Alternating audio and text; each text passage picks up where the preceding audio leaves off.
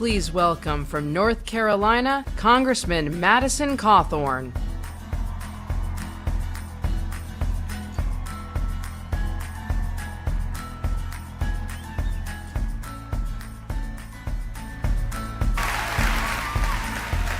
Wow, well, hello, Texas.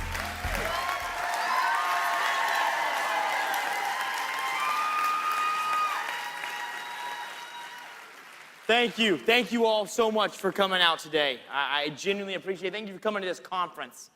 You know, as Gary was saying, when they say that our movement's lost momentum, I mean, just take a look around. Does it look like we've lost momentum?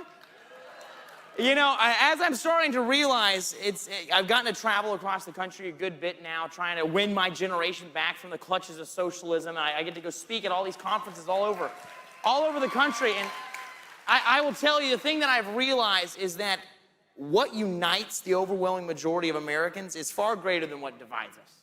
You know, I think that the majority of Americans agree on 80% of all the issues. But it's the career politicians and the mainstream media, and I hate calling them mainstream because they are anything but mainstream. It is these entities who want to sow division in our country and force us all to focus on this narrow 20% that divides us because they want to profiteer off of it, or it's career politicians like Nancy Pelosi and Chuck Schumer want to gain power off of it. But when I go across this country, I realize, no, most Americans are freedom-loving patriots. And when I start going around this country, I realize the Democrats have a true problem. People are starting to wake up to their tyrannical and overreaching and authoritarian moves, because I genuinely believe it's no longer Republican versus Democrat. It is now freedom-loving patriots versus people who worship at the altar of the state.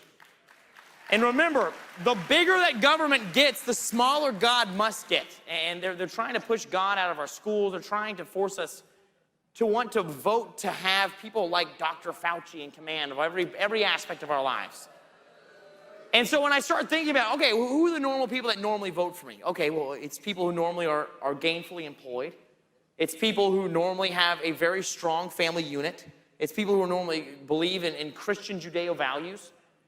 And so then when I start thinking, well, who is it that actually votes for the Democrats? Who is it that votes for what I call really these socialists, the communists in our country? And when I start looking at it, I realize, that's fantastic. You should run my comms department. You're great. I genuinely realize that they are trying to create more people to vote for them. Everything that they're doing in our culture is trying to create more people who want to vote for socialism. They're putting abortion centers and introducing third-wave feminism to tell women that they don't need to have a family. They are introducing people to have stimulus checks delivered to their homes so they don't ever have to go to work. They're increasing our student loan debt to the point that we have a generation of people who are eternal renters. Now, when you start thinking about it, this means that there is an entire generation of people that are around my age who the overwhelming majority of them don't have children, so they don't care about the next generation of this country. The overwhelming majority of them don't actually have any land or have any ownership of this land. Therefore, they don't feel like they need to care about, you know, who cares if I'm sitting at home making $109,000 a year? Now, I know you're probably all sitting here saying, well, that's a weird number to throw out. Why would you say $109,000? Because the average family of four here in Texas, if they had applied for every single benefit they were eligible for from last March to this March, they would have been able to get $109,000 without ever going to work. It's absurd. They're trying to create more people to vote for them, people who don't care about the future, because they realize that that's the only way they can gain all authority. And believe me, this is what we're up against. We are up against a tyrannical movement of globalists who worship at the altar of power. And I know that for a lot of us, we say, man, and really not many people here at CPAC, because you all look incredibly courageous. But I believe that there are a significant portion of people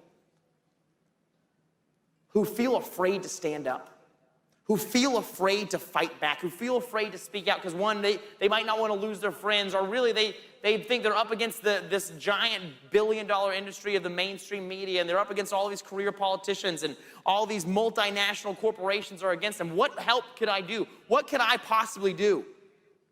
I want to remind you that as an American, you are not descended from fearful men. Because 245 years ago, 56 men met in Philadelphia to sign a document that was treason, to sign a document that said, we are going to have freedom in this nation. I don't care what you do about it.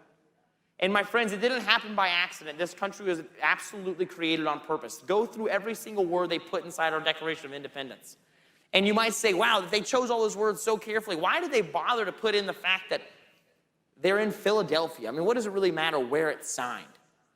But my friends, remember that England was the greatest naval power the world has ever known. And Philadelphia is a port city. It's capable of receiving very, very large ships that can carry a lot of cannons. And so the Founding Fathers, knowing that they were going to be persecuted, knowing that they were going to be hunted down, knowing that at least 9 of them were going to have their families kidnapped and their homes burned to the ground, they went to a port city to the edge of the power of the British Empire and said, I declare independence from you. I declare independence from the greatest power this nation has ever known. So when you think that you cannot make a difference because there are not enough of us, remember, 56 men started to put a small ember into our nation that then led to 3% of the American population standing up to actually fight for liberty. And because those 3% of people stood up and fought for our rights and liberties, you get to pass on freedom of speech. You get to pass on freedom of religion. You get to pass on the incredible freedoms that only this nation has. Because, my friend, in this country, we are not subjects, we are citizens. Remember that you are the royalty and the government works for you. It's time to take it back.